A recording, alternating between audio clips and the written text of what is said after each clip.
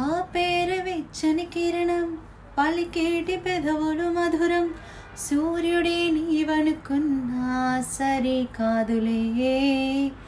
ఓ పేరు చిరు చలికాలం, జల్లంది చల్లని హృదయం, నదియే నీవనుకున్నా అదే కాదులే.